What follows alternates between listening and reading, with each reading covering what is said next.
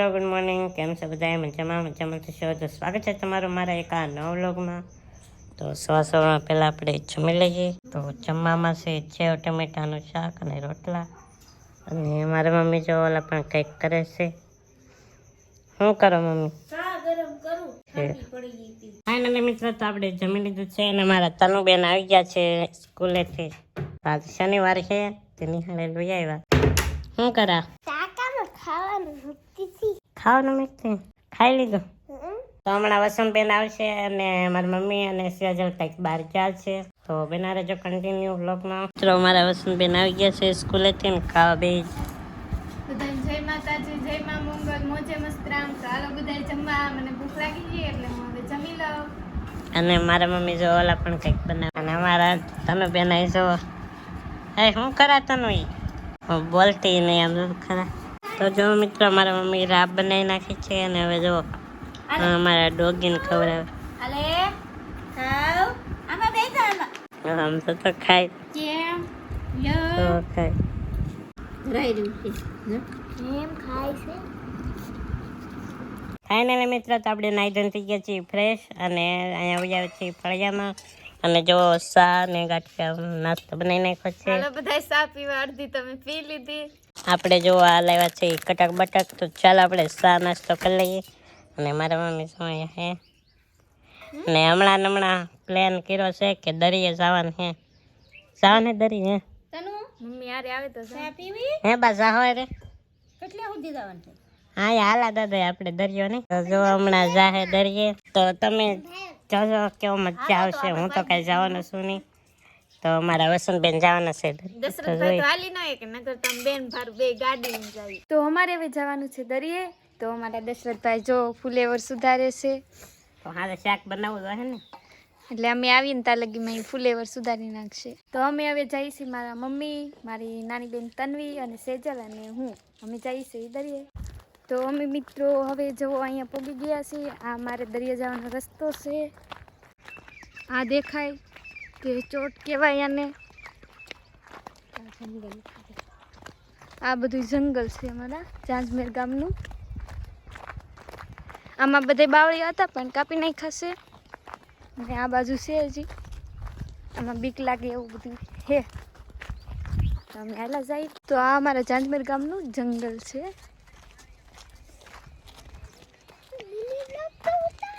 તો હવે અમે પહેલાં જઈશું મહાદેવના દર્શન કરવા, કેમ કે પેલું મંદિર આવે છે ચાંચેશ્વર મહાદેવનું મંદિર. તો અમે જો દેખાય છે ઓલા આપણે ધજા ફરકે છે એ મહાદેવ ચાંચેશ્વર મહાદેવનું મંદિર છે. અમે પહેલાં હવે ત્યાં દર્શન કરવા જાઉં. તો હવે મેં પહોંચી ગયા છીએ ચાંચેશ્વરના મહાદેવના દર્શન કરવા. તો આ મંદિર છે.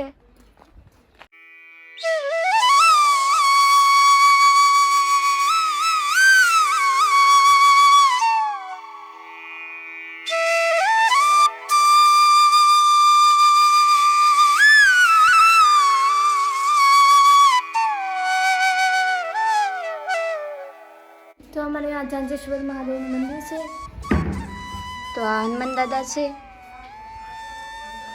અહીંયા ગણપતિ દાદા છે ને હું તમને બતાવીશ. તો આ યમદેવ છે. આ વરુણ ને આ કુબેર દેવ છે.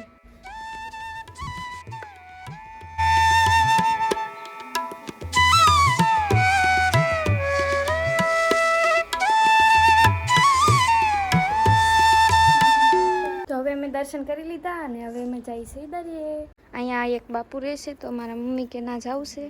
કેવા બાપુ બા? અહીંયા સબડી બાપુ રહેશે. અમે જઈ દર્શન કરવા.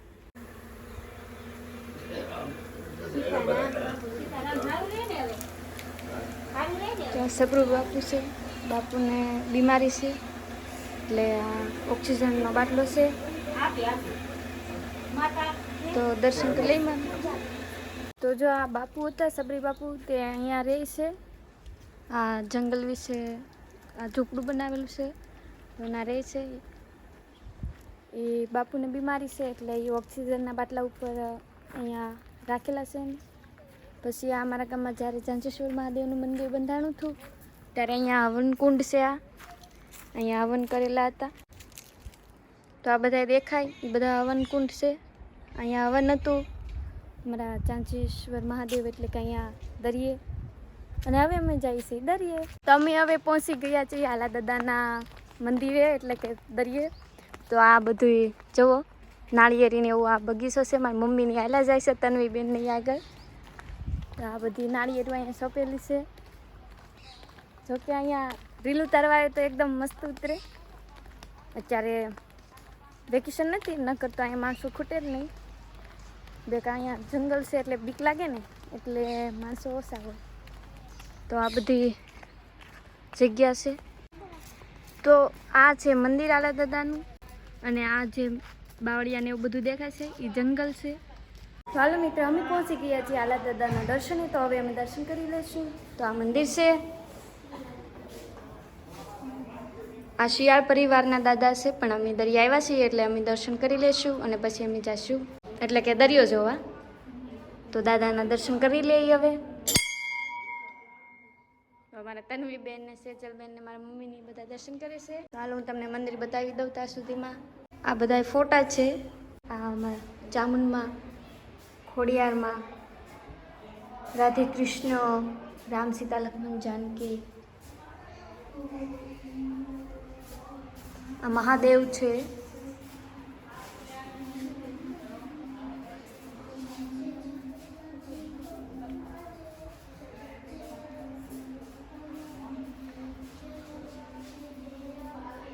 તો અમે હવે જઈ દરિયે. મારી મમ્મી અને તન્વીબેન જાય છે આગળ.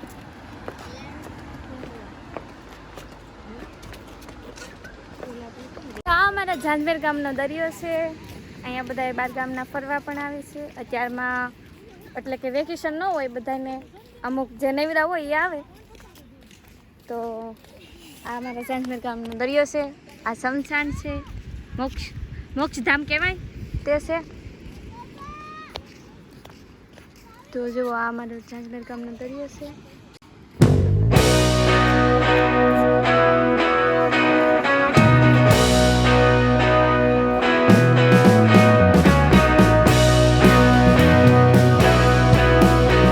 તો અહીંનું વાતાવરણ કંઈક આવું મસ્ત છે. તો તમે આવજો બધાય ઝાંઝમેર ગામ. જો કે અત્યારમાં દરિયો ખાલી થાય છે એટલે આ કાંઠે પાણી નથી, નકર તો કાંઠે પાણી હોય. તો મારા સેજલબેન ને મારા મમ્મીને જુઓ અહીંયા પાણી છે ને એટલે એ પગ ધોવાયા છે, હાથ પગ ધોવા. શું કરો તન્વીબેન? તો અમારા સેજલબેનને જો નાવાનું મન થાય છે. તો હવે મારે મિની વ્લોગ બનાવવાનો છે, તો હું ઉતારી લઉં છું મિની વ્લોગ. તો આ અમારા ઝાંઝમેર ગામનો દરિયો હતો, અને હવે અમે અહીંયા ઘડીક રમી લીધા. દરિયો ખાલી થાય છે એટલે કે હવે ભરાય છે પાછો. તો અહીંયા કાંઠે પાણી નહોતું એટલે હવે અમે બધા ભાગ્યા છીએ. તો અમારા સેજલબેન ને તનુબેન ને જો એના અક્ષર પાડે છે. ઉતાવળે મારે છે, ઘરે મોડું થાય એટલે મારી મમ્મી એને બોલાવે છે. તો હવે અમે ભાગ્યા છીએ અમારા ઘરે. એટલે કે અત્યારનો નજારો તમે જોઈ શકો છો. તો આ સાંજનો નજારો છે.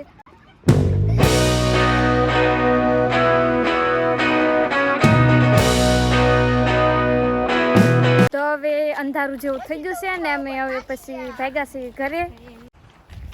થાકી જાઓ એટલું હાલા, કેમ કે પૈણો હોય એટલે હાથ સડી જાય. તો અમે રસ્તામાં હાલા જઈશું. આ મારા ઝાંઝમેર ગામનું જંગલ છે. તમે હાલા જઈશું હવે. અમારા ઝાંઝમેર ગામનું બધું જંગલ છે, બીક લાગે એવું.